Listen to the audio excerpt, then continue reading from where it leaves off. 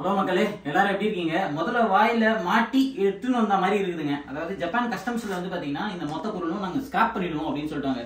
இதுல இருக்கிறது மேக்ஸிமம் வந்து பாத்தீங்கன்னா அரிசி பருப்பு மட்டும்தான். நம்ம ஓபன் பண்ணி கடைசியா பார்க்கலாம் என்ன இருக்குன்னு. ஆனா இது ஏன் வந்து ஸ்கிராப் ஆக பார்த்தது அப்படின்னு வந்து பாத்தீங்கன்னா, முதல்ல நான் ஆல்ரெடி இதை பத்தி ஒரு காணொலி நான் போட்டிருப்பேன். அது பார்ட் 1ல இருக்கும், நீங்க பாத்தீங்கன்னா தெரியும். அதாவது என்னோட மாமியார் வந்து சென்னையில இருந்து நரித்தா ஏர்போர்ட் ஜப்பானுக்கு வந்தாங்க.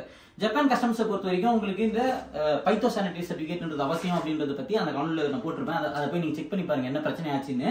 ஸோ அதுக்கு அடுத்து என்ன ஆச்சு அப்படின்றத நம்ம இந்த காணொலியில பார்க்கலாம். இப்போ என்ன இருக்குன்னா, என்கிட்ட வந்து அந்த பைத்தோ சானிட்டரி சர்டிஃபிகேட்ல எடுத்துட்டீங்கன்னா 2 பேப்பர் இருக்குங்க. முதலாவது பேப்பர் மெயின் ஷீட்டு, ரெண்டாவது பேப்பர் வந்து என்ன பருப்பு எடுத்துட்டு வரீங்க அப்படின்னா எத்தனை கிலோ பருப்பு, என்ன பருப்பு எடுத்துட்டு வரீங்க அப்படின்றத ஒரு 15 ஐட்டம் இருக்குன்னு வச்சுக்கலாமே. அந்த 15 ஐட்டம் எவ்வளவு கிலோ அப்படின்றத நம்ம அதில் எழுதியிருப்போம். இதுல ஒரு முக்கியமான விஷயம் நீங்க தெரிஞ்சுக்க வேண்டியது என்னன்னா, நம்ம சர்டிபிகேட் வாங்கிட்டோம், நம்மளுக்கு எந்த பிரச்சனையும் இல்லை அப்படின்னு நினைக்கிறதுக்கு முன்னாடி, இப்போ உதாரணத்துக்கு சொல்றேன், 10 கிலோ அரிசி நீங்க எடுத்துட்டு வரீங்கன்னு வச்சுக்கலாமே. அந்த 10 கிலோக்கு கம்மியா நீங்க எடுத்துட்டு வரீங்க அப்படின்னா, இப்போ 10 கிலோக்கு நீங்க சர்டிபிகேட் வாங்கிருக்கீங்க, ஆனா 10 கிலோக்கு கம்மியா நீங்க 8 கிலோ எடுத்துட்டு வரீங்கன்னா பிரச்சனை கிடையாது.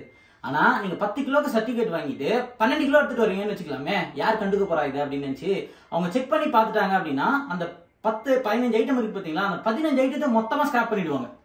ஸோ இதுதான் வந்து அவங்களுடைய ப்ரோட்டோகால். ஏன்னா நீங்க வந்து எப்போ நீங்க அதிகமா எடுத்துட்டு வரீங்க அவங்களுக்கு தெரியுதோ அப்பவே வந்து இது எங்கேயோ நீங்க வந்து டேம்பரிங் பண்ணிருக்கீங்க அப்படின்ற ஒரு தாட்டுக்கு வந்துருவாங்க. அதனாலதான் மொத்தமா ஸ்கிராப் பண்ணிடுவாங்க. நீங்க வரும்போது ரொம்ப உஷாரா பண்ண வேண்டியது என்னன்னா, அதிகமா கூட கிலோ போடுங்க, ஆனா கம்மியா எடுத்துட்டு வாங்க, பிரச்சனை இல்லை. ஆனா அதிகமா எடுத்துட்டு வந்துட்டு கம்மியா நீங்க போட்டு வாங்கினீங்க அப்படின்னா அது பிரச்சனைன்றதை தயவு செஞ்சு தெரிஞ்சுக்கோங்க. இப்ப நான் என்ன பண்ணேன் அப்படின்னா, அந்த 2வது சர்டிபிகேட்டை எனக்கு வந்து நீங்க ஒரிஜினல் தான் வேணும் அப்படின்னு சொன்னாங்க என்கிட்ட. இல்லங்க, எனக்கு ஒரிஜினல் வேணும்னா நான் இந்தியாவில இருந்து நான் அனுப்ப வேண்டியது இருக்குது, எனக்கு கொஞ்சம் நாள் எடுக்கும், 1 வாரம் ஆகும் அப்படின்னு நான் சொன்னேன். ஸோ அதுக்கு முன்னாடி வந்து இந்த ஐட்டத்தை வந்து அவங்க பிடிச்சி வைக்கும்போது அவங்க என்ன சொன்னாங்கன்னா, நான் ஸ்கிராப் பண்ணிடுவோம் அப்படின்னு தான் சொன்னாங்க. என் மாமியார் எனக்கு ஃபோன் பண்ணி இந்த மாதிரி ஸ்கிராப் பண்ணிடுவோம்னு சொல்றாங்கப்பா, என்ன பண்ணலாம் அப்படின்னாங்க. நான் அவங்க கிட்ட சொன்னது என்னன்னா, உங்களுக்கு சர்டிபிகேட்டை நான் அனுப்புறேன், நான் ஃபர்ஸ்ட் உங்களுக்கு ஆன்லைன்ல அதனுடைய ஸ்கேன் காப்பி அனுப்புறேன், ஒரிஜினலை வந்து அதுக்கப்புறமா உங்களுக்கு மெயிலில் உங்களுக்கு அனுப்பிடுறாங்க அப்படின்னு சொன்னேன். அப்போ வந்து இச்சிஜி ஓகான் அப்படின்வாங்க, அதாவது டெம்பரவரி ஸ்டோரேஜ். அவங்க கிட்ட வந்து பாத்தீங்கன்னா டெம்பரவரி ஸ்டோரேஜுக்குன்னு ஒரு ஸ்பேஸ் இருக்கும். அந்த ஸ்பேஸ்ல நம்மளோட எடுத்த பொருட்கள், நம்ம பெட்டியில இருந்து எடுத்த பொருட்களை அவங்க வந்து வச்சிருப்பாங்க. அந்த பெட்டியில இருந்து என்ன பண்ண பொருட்கள் எடுப்பாங்க அப்படின்னா, நீங்க பொதுவா வந்து அரிசி பருப்பு எடுத்துட்டு வரீங்கன்னா எல்லாத்தையுமே அவங்க எடுத்து வந்து வச்சிருவாங்க. ஓகேங்களா? ஸோ அந்த மாதிரி எடுத்து வச்ச பொருட்கள் தான் இப்போ நம்ம வந்து பார்த்துட்டு இருக்கிறோம். ஸோ இந்த 15 ஐட்டத்துல எந்த ஐட்டம் வந்து ஸ்கிராப் பண்ணிருக்காங்க அப்படின்னு பாத்தீங்கன்னா, இப்போ நம்மளுக்கு 10 ஐட்டம் தாங்க வந்திருக்குது, 5 ஐட்டம் வந்து ஸ்கிராப் பண்ணாங்க. ஏன் அப்படின்னு வந்து பாத்தீங்கன்னா, அந்த லிஸ்ட்ல வந்து அந்த 5 ஐட்டம் இல்லை அப்படின்றது தான். ஸோ நாங்க என்ன பண்ணுவோம் யூஸ்வலா அப்படின்னா, ஒரு 15 ஐட்டத்துக்கு நாங்க வந்து வாங்கிடுவோம். ஆனா இந்த 5 ஐட்டம்ன்றது என்னன்னு பாத்தீங்கன்னா, 50 கிராம் மிளகா இருக்கும், பட்டையா இருக்கும், சீரகமா இருக்கும். இதெல்லாம் வந்து பாத்தீங்கன்னா அந்த லிஸ்ட்ல போட மாட்டோம். சரி அதெல்லாம் யார் கண்டுக்க போறா அப்படின்னு நினைச்சு நாங்க கொஞ்சம் இதுவா இருந்துட்டோம், லிபரலா இருந்துட்டோம். ஆனா என்ன ஆச்சுன்னா, அந்த சின்ன சின்ன ஐட்டத்தெல்லாம் அந்த லிஸ்ட்ல 15 ஐட்டம் இருக்கு அப்படின்னா, அந்த 15 ஐட்டத்தை வந்து அவங்க மொத்தமா கொடுத்துட்டாங்க. அதை விட எக்ஸ்ட்ரா என்னென்னலாம் இருக்கோ அதை மட்டும் என்ன பண்ணிட்டாங்கன்னா அவங்களே ஸ்கிராப் பண்ணிடுறேன் அப்படின்னு சொல்லிட்டாங்க. அவங்க ஒரு காணொலி எனக்கு கால் பண்ணி எனக்கு ஜாப்பனீஸ்ல தான் ஃபுல்லா பேசினாங்க. எனக்கு வந்து ஜாப்பனீஸ் தெரியும்ன்றதுனால என்னால் நெகோசியேட் பண்றதுக்கோ இல்ல அவங்க என்ன சொல்றாங்கன்றத புரிஞ்சுக்கிறதுக்கோ என்னால் முடிஞ்சது. இப்ப நீங்க வந்து ஜாப்பனீஸ் பேசல அப்படின்னா கொஞ்சம் வந்து கஷ்டமா இருக்கிறதுக்கான வாய்ப்புகள் இருக்கு. ஏன்னா அங்க ஆங்கிலம் பேசுறவங்க யாருன்னா இருக்காங்களான்னு எனக்கு தெரியல. அவர் வந்து போன் பண்ணி இந்தந்த ஐட்டம்லாம் நீங்க வந்து லிஸ்ட்ல இருக்குங்க, அதனால உங்களுக்கு பிரச்சனை இல்லைங்க, இதெல்லாம் நாங்க அனுப்பிடுறோம் அப்படின்னு சொன்னாரு. அதோட ஆடியோ வந்து உங்களுக்கு கொஞ்சோண்டு போடுறேன், கேளுங்க.そしたら上から順番にちょっと申し上げますね。はい。まずアイドリーライスとその下のポムニライスですかね。はいはい。これ現物の方ございまして、はい。でインボイス上は40キロになってるんですけど、はい。我々の方で確認させていただいたら37キロでした。அதுக்கு அடுத்தது எந்தெந்த ஐட்டம்லாம் வந்து நாங்க ஸ்கிராப் பண்றோம் அப்படின்றதையும் அவங்க தெளிவா ஒண்ணா சொல்லிட்டாங்க. ஏன்னா அது லிஸ்ட்ல இல்ல அப்படின்னு சிம்பிளா. ஓகேங்களா? இப்போ அவங்க என்ன பண்ணாங்கன்னா, அதுக்கப்புறம் நாங்க அட்ரஸ் அவங்க கிட்ட கொடுத்தோம். அட்ரஸ் கொடுத்த உடனே அவங்க என்ன பண்ணாங்க, இது எல்லாத்தையும் பேக்கேஜ் பண்ணிருக்காங்க. எப்படி பேக்கேஜ் பண்ணிருக்காங்கன்னு பாருங்க. அழகா இந்த அட்டைப்பெட்டியில போட்டு அழகா பேக்கேஜ் பண்ணி அதுக்கு இந்த மாதிரி ஸ்ட்ராப் போட்டு நம்மளுக்கு வந்து ரிட்டர்ன் வீட்டுக்கு அனுப்பியிருக்காங்க.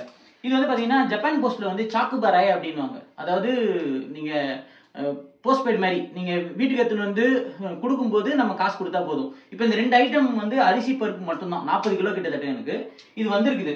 இதுல வந்து பாத்தீங்க அப்படின்னா நாங்க இது கட்டின காசு இப்போ சாக்குபராயில வந்திருக்கு அப்படின்னா ஒரு 3400 ஜாப்பனீஸ். நம்ம ஊர் காசு எடுத்துட்டீங்கன்னா எப்படியும் ஒரு 2000 2500 வரும்னு வச்சுக்கலாமே. ஆனா அப்படி எடுத்துட்டு வந்தா கூட இது ஒர்த்தா அப்படின்னு பாத்தீங்க அப்படின்னா, 5 கிலோ அரிசி நீங்க எடுத்துட்டீங்கன்னா ஜப்பான்ல 5000 ரூபாய் கிட்டங்க. அதுவும் வந்து அவங்க என்ன மாதிரி பொன்னி அரிசின்னு சொல்றாங்க, அது என்ன மாதிரி டேஸ்டா இருக்கும்னு நம்மளுக்கு தெரியாது. ஆனா நம்ம ஊர்ல இருந்து எடுத்துட்டு வரும்போது நம்மளுக்கு அங்கேயே சாப்பிட்டு பார்த்துட்டு நம்ம எடுத்துட்டு வரோன்றதுனால நம்மளுக்கு குவாலிட்டியான அரிசி அப்படின்னு நம்மளுக்கு தெரியும் இல்லைங்களா. ஸோ அதனால இதை நான் விட்டுறக்கூடாது அப்படின்னு நான் நினைச்சேன். இல்லைன்னா சர்டிஃபிகேட்டுக்கே எனக்கு வந்து பார்த்தீங்கன்னா கிட்டத்தட்ட ஒரு 3000 கிட்ட வந்து சார்ஜ் பண்ணாங்க சர்டிஃபிகேட்டுக்கு.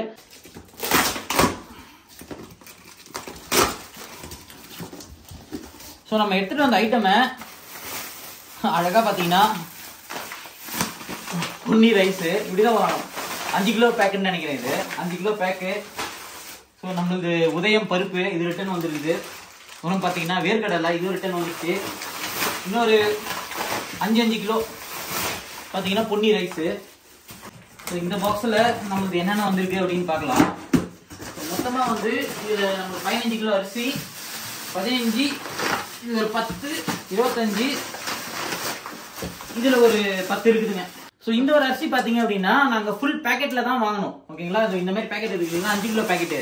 இந்த மாதிரி பேக்கெட்டில் வாங்கினது தான் நாங்கள் லக்கேஜ் நாங்கள் சென்னை ஏர்போர்ட்டில் ஏற்றும் போது எங்களுக்கு லக்கேஜ் கொஞ்சம் அதிகமாக இருந்தது அப்படின்றதுனால பாதி அரிசி நாங்கள் திருப்பி அனுப்பிட்டு நம்ம லக்கேஜில் எது வைக்க முடியுமோ அதை நம்ம வச்சோம். அது கொஞ்சோண்டு.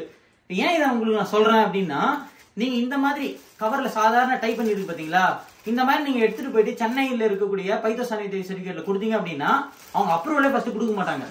ஏன்னா அவங்கள பொறுத்த வரைக்கும் இந்த மாதிரி கவர்ட்ல இருக்கு நல்ல சீல் போட்டு இருக்கிற அந்த இதுக்கு மட்டும் தான் ஐட்டத்துக்கு மட்டும் தான் அவங்க அப்ரூவல் கொடுக்குறாங்க. ஸோ அட் லாஸ்டா பாத்தீங்கன்னா இதுக்குள்ள general regional agriculture administration office, இங்க அந்த ஆஃபீஸ்ல இருந்து பாத்தீங்கன்னா இந்த மாதிரி லெட்டர் ஒன்று கொடுத்து நம்மளுக்கு வந்து இந்த பாக்ஸ்ல போட்டிருக்காங்க. என்னன்னா இந்த ஒரு கன்சைன்மெண்ட் வந்து இந்தியால இருந்து வந்திருக்கு, இதுல மொத்தம் 37 கிலோ இருக்கு அப்படின்றதையும் இந்த பாக்ஸ்குள்ள போட்டு எவ்வளவு தெளிவா அனுப்பியிருக்காங்க அப்படின்னு பாருங்க. ஒரு 2 கிலோ வந்து அந்த லிஸ்ட்ல இல்லாத வந்து போயிடுச்சுங்க. நீங்களும் வந்து இதே மாதிரியான பிரச்சனைகள் வந்து மாட்டுறீங்க அப்படின்ற பட்சத்துல நீங்க பேசி நெகோசியேஷன் பண்ணி வாங்க முடியும் அப்படின்றத என்னோட காணொலி மூலியமா தெரிஞ்சுப்பீங்கன்னு நினைக்கிறேன். நீங்க ஜப்பான்ல இருக்கீங்கன்னா இந்த தகவல் உங்களுக்கு ஒரு பயனுள்ள தகவலா இருக்கும். அடுத்த ஒரு காணொலியில் உங்களை சந்திக்கும் வரை உங்களிடமிருந்து விடைபெறுவது ஜப்பான் தமிழ் ப்ரோஸ்.